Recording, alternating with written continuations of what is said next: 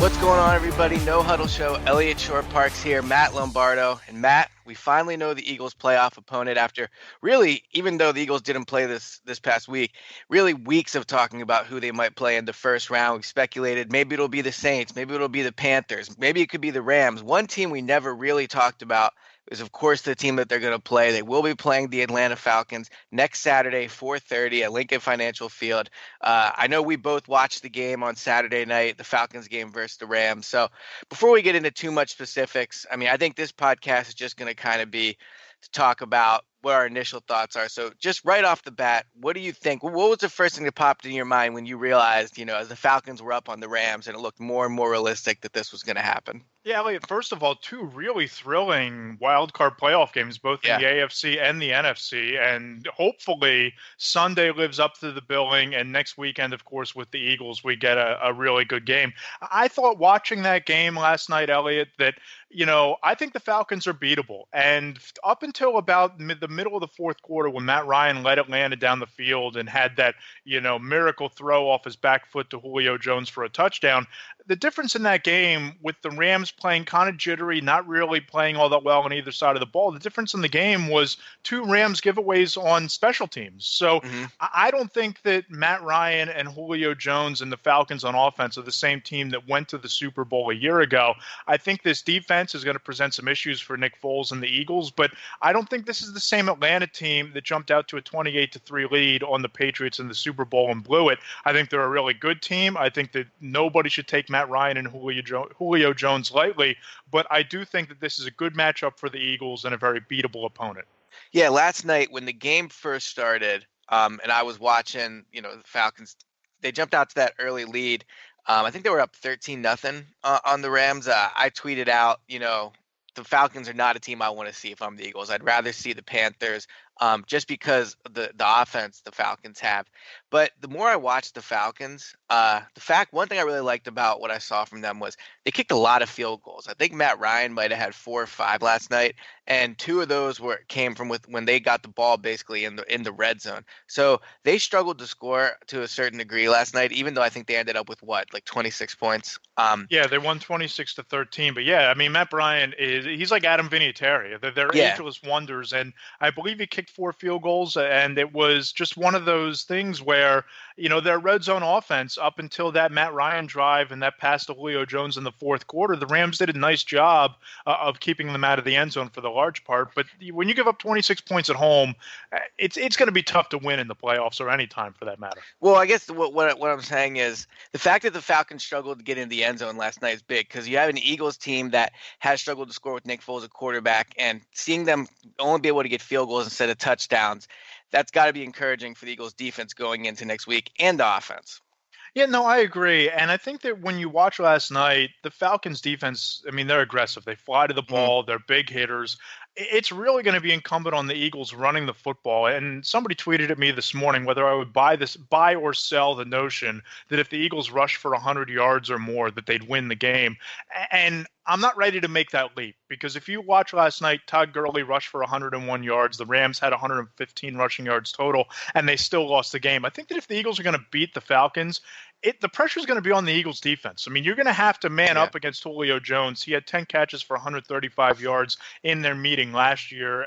Granted, he was held out of the end zone. And if you're the Eagles, that's a nice outcome because you didn't give up a touchdown to him. But Mohamed Sanu can still beat you. Their duo of running backs with Tevin Coleman and Devonta Freeman, they can beat you up and down the field. I think that what's really going to be critical for the Eagles to win this game on Saturday night, making Matt Ryan uncomfortable, forcing turnovers, and you're going to have to keep Atlanta at under 17 points. If Atlanta scores 17 or more, like you said, I don't know that the Eagles offense with Nick Foles, if it's the same offense we saw against the Cowboys for a quarter and against the Raiders, I don't know if they can put up 20, 23, 27 points against a Falcons team that played as well as it did on Saturday in Los Angeles. And that's the thing. The narrative about the Falcons has always been, especially from Eagles fans, oh, man, their offense is trash this year. They're so bad. And, yeah, compared to their 2016 offense, they are. I mean, in 2016, they averaged 33 points a game, which is insane. This year, they're averaging 22 points, which is 15th. I mean, that's not amazing, but it's certainly not bottom half of the league. They're eighth in total yards, eighth in passing yards, 15th in rushing yards, and they played well offensively last night, other than their struggles in the red zone. And you called the Matt Ryan touchdown to Julio Jones earlier a miracle, and I don't think you meant lucky, just that it was a nice throw. Right. And that to me is what really scares. If I'm the Eagles, that should be what really scares me about this Falcons team is they can like trip into points, and they have the talent to do it. I mean, that's why initially I was thinking I'd rather play the Panthers, just because I don't think the Panthers skill set of their skill set of receivers are as good as the Falcons. I mean, Mohamed Sanu I'm looking at it right now, he had like 700 yards this year. Tevin Coleman, Devontae Freeman, they have a lot of weapons on offense. So Yep. It's really going to be a big test for the Eagles defense, and it definitely puts a ton of pressure on Nick Foles in the offense. And what I remember about last year's when the Eagles did beat them in Philadelphia, even though I seem to remember the narrative was Jalen Mills had a good game against Julio Jones, or at least held him in check in the second half. But what I remember is there was a lot of times where Julio Jones was open and he just dropped the ball. And the Eagles are going to have to basically hope for that to happen again, because as much as, I like Jalen Mills more than the next guy, Julio is a matchup nightmare for this secondary, because he's big, he's strong, he's physical, and he's fast. I mean, he's strong. He's an issue for any cornerback, let alone guys that are kind of undersized in Ronald Darby, Jalen Mills. And I'm not saying you put Rasul Douglas on him, but physically, I think Rasul Douglas is best suited to match up with Julio. Yeah, I don't know that Rasul Douglas, that it's even a sure thing he's going to dress in the playoff game. Right. I mean, there's a chance that Sidney Jones plays. It's going to come down. Yeah, it's going to come down to Jalen Mills and shading Malcolm Jenkins to that side of the field, and paying as much attention as you can to Julio Jones, because no disrespect to Mohamed Sanu, I think that the speed of Ronald Darby against Sanu's speed is a matchup where those two might be able to cancel each other out. But you're right. The multitude of weapons that Atlanta can beat you with, that's what makes them so difficult. I don't know that, the Panthers would be able to get by the Saints. So I didn't really count on that matchup being all that realistic. And I certainly think that playing Atlanta is a better draw for this team than playing Drew Brees, Alvin Kamara, Mark Ingram, and New Orleans. But just thinking back, like you alluded to, Eliot, that game last year, it's really emblematic of Matt Ryan's struggles when he comes into Philadelphia. And we both wrote a couple stories on the site this morning, kind of our initial thoughts on the matchup. One of the big things that jumped out to me, and I know it did to you from reading your story, Matt Ryan has not played well in Philadelphia. No. And last year, he struggled. He was 18 of 33, 267 yards passing, 1 touchdown, a really untimely interception. And if memory serves correctly, I think the Eagles also sacked him twice. And you look at his career in Philadelphia, he's just 3-3, 14 touchdowns, 8 interceptions, 60% of his passes, and an average for 258 yards per game. If the Eagles can hold him to that sort of production, I think they'd be okay.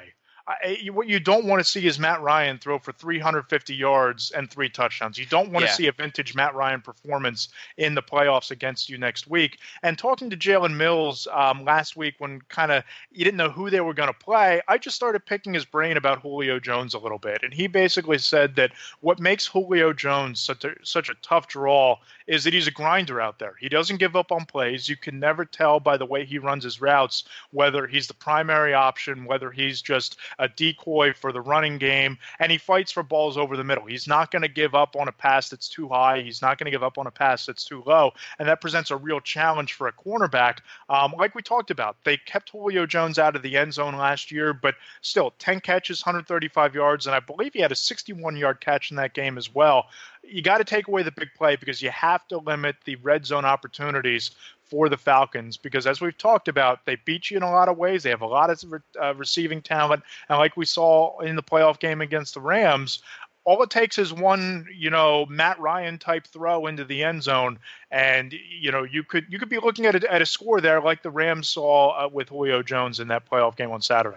Yeah, a couple trends going in the Eagles' way. As you mentioned, Matt Ryan, I believe he's 1-3 in Philadelphia in his career. And then the Eagles as the number 1 seed, they're 14-2 at home over the last 2 seasons. And one of those losses was the meaningless Week 17 game. So, I mean, they've been extremely tough to beat at Lincoln Financial Field. And over the last 4 years, the number 1 seed are 7-1 in their first playoff game. So the Eagles certainly have some things going their way, but despite all that, they opened the game as anywhere from 2 to 2.5 point underdogs, depending where you look. And when you consider the fact that normally if you're just a home team in the playoffs, you get a 3-point spread. Vegas really sees the Falcons as in some ways 5.5 points better than the Eagles right now. And I'm It's not the first overly, time in NFL history that a number yeah. one seed playing in its first playoff game is an underdog. It's never happened before. So obviously Vegas is buying the Falcons, and for a lot of good reason. I mean, we look at this Eagles offense, basically since they got back from that road trip against the Rams and the Seahawks. Yes, they put up 4 touchdowns. Nick Foles did against the Giants, but that game was much closer than it had any business ever being.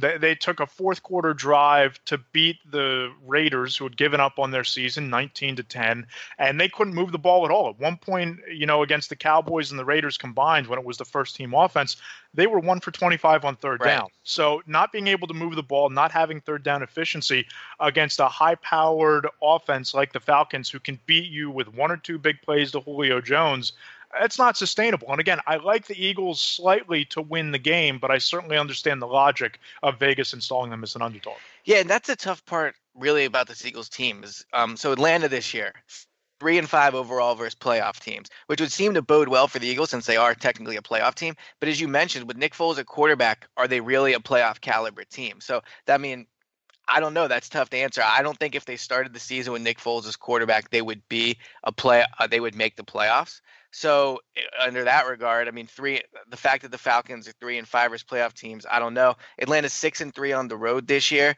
After last night, so they have played well on the road. But the thing that I keep coming back to is 2 things. One, I'm not sure how much playoff experience will factor into this, just because the Eagles don't have a ton, but Nick Foles has started a playoff game.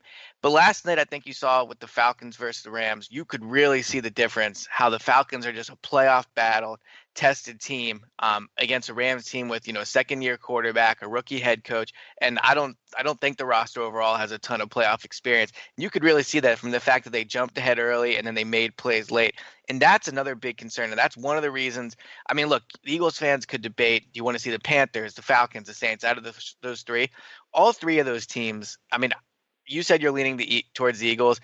I'm not to start this, just because the Falcons have, in my opinion, a considerably better offense. Even though they've taken a step back from 2016, they have a way better quarterback. Their offensive line, their guard struggled last night against the Rams interior, but the Rams have Aaron Donald. Yes, the Eagles have Fletcher Cox, but I mean, a lot of teams struggle against the Rams defensive line.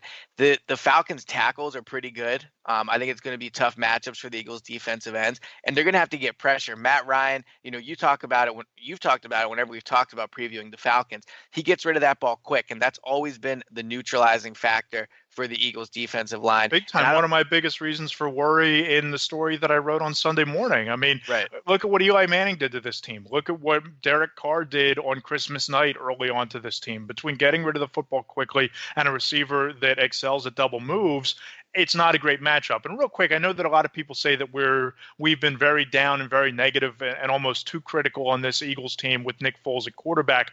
And something kind of jumped out at me yesterday watching the game between the Titans and the Chiefs. When Travis Kelce was in there, that looked like a well-oiled machine. And you talk about moving the ball down the field and the matchup nightmare that Travis Kelce is. He goes out, and the Chiefs blow an 18-point lead, and they lose the game. And I think that there's a parallel that could be drawn between Travis Kelce and Carson Wentz. I think, and we've talked about this for months, Carson Wentz just makes the engine go. They were the most efficient third down offense in football. And I really think that when we look back on this season, no matter how it ends, whether it's with confetti flying and the first Lombardo trophy being hoisted in Minnesota, or it ends on Saturday night on a cold night at Lincoln Financial Field, I really think we're going to look back on this offense and we're going to say that the reason they were so successful was because they were so good on third down. I think the way that you sustain drives, you keep your defense fresh, which means they're going to fly to the ball, They're going to create more turnovers. You're a matchup nightmare because, whether it's Carson Wentz running with the football or making some, Houdini-like escape from the pocket and dumping it off to a running back, and they move the chains. It's a tough offense to defend with Carson Wentz in there, and it's a tough offense to stop when you're converting on third down. And I think that when you watch the Chiefs on Saturday and their collapse without Travis Kelce, I really think there are a lot of similarities you can draw to what the Eagles have become with Nick Foles. And that's not trying to be critical. That's just the reality of, if they're going to win, if they're going to have success in the playoffs, it's going to need to be because the defense plays nearly perfect and you can get the running game going. And as we saw with the Rams on Saturday night, even that might not be enough against the Falcons. And one of my biggest takeaways from watching the two games yesterday was, again, quarterback play is just so huge in the playoffs. I mean, I know Marcus Mariota didn't have a great regular season, and me and you have debated him in terms of just how good he is. Yep. But I think you could certainly make an argument that he's a more skilled quarterback just in terms of his mobility, his arm strength, just all that, than Alex Smith. And then I think we would both agree, even though, RIP to your boy Jared Goff, that Matt Ryan is probably a better quarterback than Jared Goff at this point. And I think yesterday, those are why those teams won. You saw Marcus Mariota. I mean, the Titans and the Chiefs, once Travis Kelce went out, were pretty evenly matched. But you just saw Marcus Mariota made plays. I mean, yeah, the one where he throws a touchdown to himself was a bit of luck, but he makes that play. He runs for a first down in the second half. I think it was in the fourth quarter. He has that key block that helped seal the game. His touchdown pass to Eric Decker was a great throw. Quarterbacks, and then last night, Matt Ryan, that touchdown pass to Julio Jones. Quarterbacks win in the NFL. And to me, again, not to always harp on Nick Foles, but that's got to be the Eagles' biggest concern heading into Saturday, is the mismatch at quarterback is just so huge. Matt Ryan, 9 playoff games under his belt, came within, an epic collapse, which was partially his fault, but not completely, of winning a Super Bowl last year, 9 playoff games, 2016 NFL MVP. I mean, the mismatch at quarterback could not be greater. And you never know. I mean, it's just one game, maybe Foles. I mean, Foles has thrown 7 touchdowns in a game before. He threw 4 touchdowns against the Giants. So he's certainly capable of having a big game. But for as much as we talk about, and I agree with it, that this is going to be on the defense has to play basically the best game they've played all season next week for the Eagles to have a chance. They can do that. Nick Foles is still going to have to make some plays. He's still going to have to make some throws.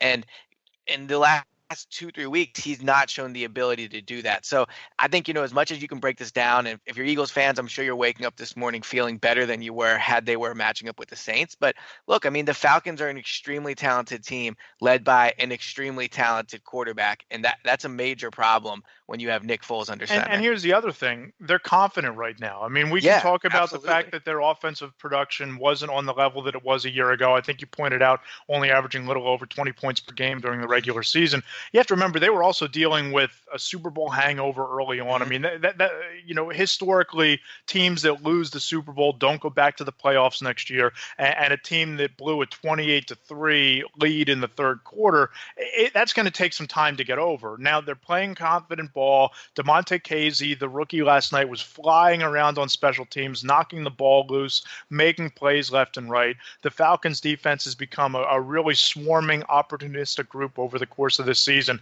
And do the Eagles have the weapons to beat that? And again, no. I think the Eagles have a chance to win the game if everything breaks their way, and if Jay Ajayi runs for 100 yards, and we see Zach Ertz reemerge as the Zach Ertz that he was with Carson Wentz out there, and the defense forces 2 turnovers and holds Atlanta to 14 points or less.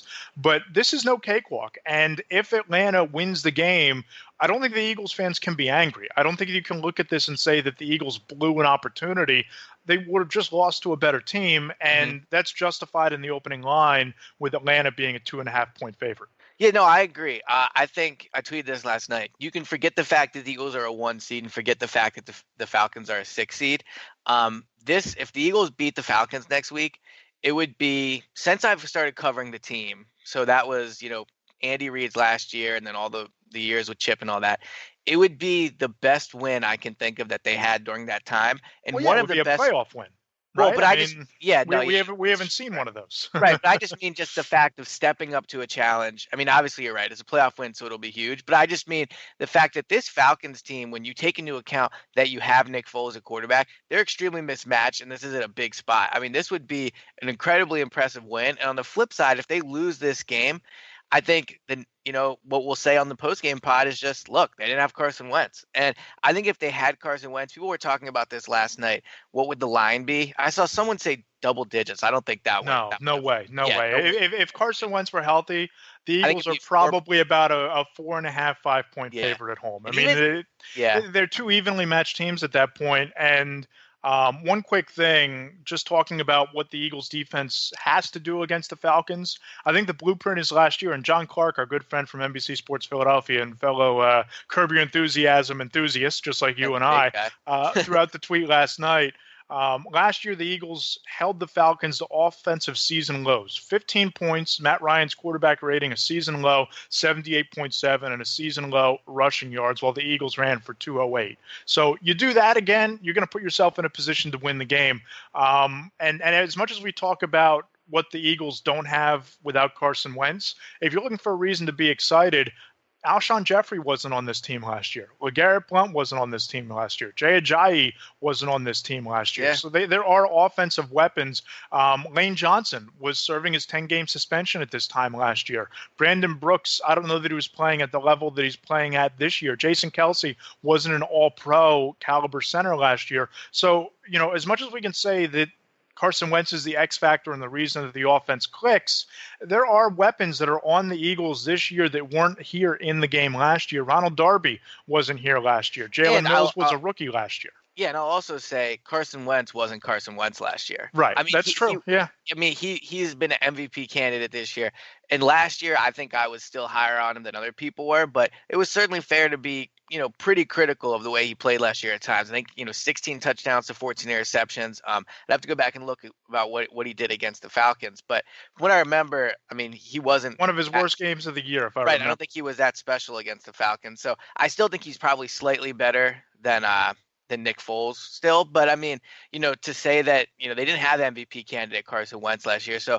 this is a much improved Eagles team. And you can make the argument that, the Falcons aren't as good as last year. But again, playoff experience. That's just here's where if you're looking for optimism, in addition to what the Eagles defense did to Atlanta last year, in addition to the new faces on offense and the weapons around Nick Foles, here's Carson Wentz's stat line from a year ago. Not impressive. 25 of 36, 231 yards, no touchdowns, no interceptions, and he was sacked twice. I mean, so Nick Foles, if he gives you that and the defense is able to do what it did a year ago, again, that's no small order given the multitude of weapons that Atlanta has. But if they do, and if they play comparatively, and if the running game gets going, that's where I think the Eagles have a slight edge in this game. But they are 2.5-point underdogs, and we'll see how everything plays out. And again, like when we were talking about on previous pods and debating on Twitter who they would want to play, any game was going to be tough. But me and you were talking about this last night. If you'd have told us before the playoffs, the Eagles' potential path to the Super Bowl would be Atlanta at home, and then if things break their way, if the Vikings take care of business in their first game, Minnesota here. I think that's probably the easiest path they could have asked for, outside of maybe the Rams after seeing the way the Rams played last night. But the Rams weren't going to come here; they were the 3 seed, or at least they weren't going to come here till the championship game. But I mean, this is the path. I mean, you at this point, you might avoid the Saints. You're probably going to avoid the Panthers. You're going to get the 6 seed, who, yes, I think the Falcons are better than a traditional 6 seed, but you're going to get the 6 seed as the number 1 seed. And then, the Vikings, for me and you have debated Case Keenum to death. You can debate how good he really is, but not the elite quarterbacks and Matt Ryan, Cam Newton, Drew Brees, maybe even your boy Jared Goff are. I mean, and then I think that's a winnable game. So things are kind of breaking the Eagles' way after a few weeks of them certainly not with the Wentz injury and all that. But their path to the Super Bowl seems to be the best they could have possibly asked for. Yeah, no, I agree. I think Minnesota is still going to be a really tough draw, assuming they get past Atlanta. Minnesota. See, I think the Falcons are a tougher draw than the Vikings, just because. I think the Eagles are going to have to win with defense, and I think the Eagles' defense has a much better chance of shutting down that that Vikings offense than the Falcons. I understand the I Vikings. agree, but you also have to. I mean, I think we all have to also take into account that Minnesota defense is really, really good. They are. So if you're talking about just doing enough on offense to beat Atlanta, I don't know what you're going to get against from Nick Foles in this offense against the Vikings, but we're getting way ahead of ourselves here. They still have to win a playoff game Saturday against the defending conference champions with a top 10 to top 12 quarterback who basically drove down and won the game for him last night. So it's not going to be an easy task on Saturday by any stretch of the imagination. No, I agree. But I just mean the path itself, Atlanta and then potentially Minnesota. I mean, that's basically what the Eagles could have asked for. I think if you're an Eagles fan and you're watching, I mean, clearly, I guess you root for the Panthers tonight, and then you root for the Vikings or the Panthers. But, like you said, we're getting ahead of ourselves. For the first time last night since Wentz has gone down, I thought to myself, maybe I will be covering this team in the Super Bowl just because of the way things broke. I mean, for as talented as the Falcons are, you said yourself, they didn't look like world beaters last night. I think they ran into a team that was not ready for the stage of the playoffs, and maybe that'll be the Eagles next week. But the Falcons are certainly a flawed team for all the positives we've talked about. They are a flawed team as well. I mean, the offensive coordinator, I think, has done a poor job this year. I thought his play calling last night was pretty bad, even though they ended up with 26 points. I thought there was a lot of times where, especially in the red zone, he didn't do a great job. The defense is quick and physical. I think they have decent pass rushers, and their cornerbacks actually are not terrible. But I think their defense is certainly, of all the defenses you would have wanted to face in the playoffs, outside, I mean, they would probably be the one you would want to face in the NFC. I think the Saints defense has improved this year. So in terms of just a winnable first game for this Eagles team, I guess this was the opponent you would have asked for. Yeah, I think so too. And I wholeheartedly agree with your assessment of the Rams just not being ready. You watched that game last night, especially in the first half. It looked like the stage was too big for them as a team. And, I don't think that's any knock. You have a second-year quarterback, a 31-year-old first-year head coach. But I think there's a lot of talent there. I think that when, we look at the next 5 years, it could be the Eagles and Rams going back and forth for home field advantage throughout the NFC playoffs. But just looking at the Falcons and looking at the Eagles, the Falcons aren't walking into a team with that same mentality. And we can all say the Eagles don't have a lot of playoff experience, and they don't as a group. But Torrey Smith won a Super Bowl ring. Malcolm Jenkins wears a Super Bowl ring. LeGarrette Blount won a Super Bowl ring. And just, I don't know about you, but walking around that locker room during the bye week, this is a team that's ready. It's a team that already before the opening line of them being an underdog had their shoulders arched back and kind of took offense to the notion that, they're the number one seed, but quote unquote. And I think that if they play with that attitude, and if they take that attitude through their week of preparation, kind of like the way that Mike Tomlin used to always put those disrespectful quotes from opponents up on video boards on all the hallways of their practice facility and, popping up throughout meetings and those sort of things. If the Eagles do that this week and they go in there as an angry bunch defensively, that's only going to play in their favor. And I think that equalizes that early bad start by the Rams that kind of buried them and allowed the Falcons to jump out to that early lead, which up until that fourth quarter drive was the difference in the game. Yeah, I mean, I think we can both agree. Getting up ahead early is going to be absolutely key for the Eagles, just from a confidence standpoint, because although I agree with you, they are embracing the fact that nobody believes in them. I do think you've seen just on the field that against both the Raiders and the Cowboys, that when this team, like when Foles has struggled and they haven't gotten off to the hot starts that they did under Wentz, I do think you see them let it snowball them on a little bit. So I think they need to jump out early on the Falcons. If they fall behind 13-0 next Saturday to the Falcons, they're not going to win the game. Just because, one, I think doubt will start creeping a little bit, but two, you can't run your way back from a 13-0 deficit. I mean, I guess totally agree. You could, but you're going to have to ask Foles to do too much there. So the good news is the Eagles haven't turned the ball over a ton, which is something the Rams did. But they absolutely have to jump ahead. So let's kind of wrap up with this. just not. And again, my pick's never final until right before the gun on Twitter. But yeah, forget the nickname given to you by my former boss at 97.5 of the hyphen. yeah, Your nickname when it comes to this thing is the asterisk, because yeah, you could say it on the podcast, you could write it on the pick post. Next thing we know, Twitter shows up and you're going the other way. So exactly, this is the way too early double asterisk pick from right, the asterisk himself. exactly. So my first initial pick, I think, for this game is the Falcons. I think if I had to pick right now, I would go with the Falcons, just because the offense is too much. I think the defense is a little better than people give it credit for. We saw the difference playoff experience made last night. And again, like, I think with Foles, what's kind of happened with this fan base is he plays really bad on Sunday, and then they kind of talk himself into it a little bit by Wednesday, and by Friday, it's like, oh, you never know. Then he plays again, and it's like, oh, wait, he's just actually really bad. And although I think we can talk about the fact that, he's played in the playoffs before and blah, blah, blah, he's just a really bad quarterback right now, and I don't think they're going to be able to get 24-plus points with him, and I do think the Falcons put up 20-plus points on this Eagles defense. I just do. I think they're playing well. They're confident. I think they've won 7 of their last 9, so they're just playing really well. I think it's the best matchup the Eagles could have asked for, but this is already the divisional round. If you're in the divisional round, you've earned your way there with a playoff win in the first round. You're a good team at that point. So I think I'd have to pick the Falcons. I think second straight road game, second straight playoff game. Eagles are rested. The Falcons come in with a lot of weapons on offense, really aggressive defense.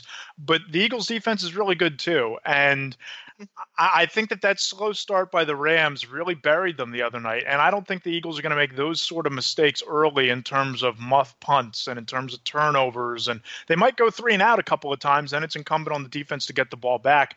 I think the defense, it isn't out of the realm of possibility that they score a defensive touchdown. I mean, they did it in a really meaningful spot against the Rams. They did it in kind of a garbage spot later on as well. So I think the Eagles win the game. I think it's going to take everything the defense has to do it.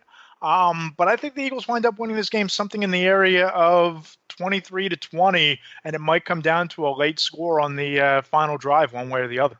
Man, well, this city is going to be absolutely insane if they win that game. I think we've talked about, there's a little bit of a lull over the city because I think a lot of people don't really believe they can win a playoff game. But if they get that first one and they win, they're heading into the conference championship. It's going to be an absolutely insane week. But this is going to be a good week too. Obviously, it's playoff time. We're going to step our game up as well. We're going to have a few pods for you this week. I know you're lining up a podcast with a guest from Atlanta for some more in-depth stuff about the Falcons.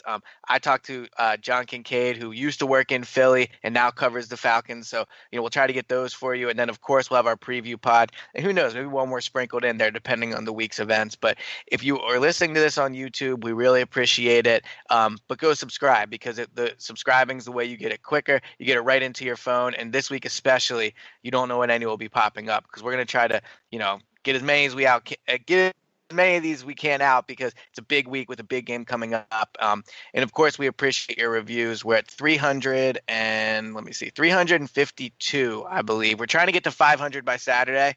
That's looking like it's going to be a little difficult, but I believe in you guys. If you haven't done it yet, please leave us those 5-star reviews. So lots of pod this week, 5-star reviews, and of course a big game coming up. Matt, I look forward to the week ahead and really debating this game.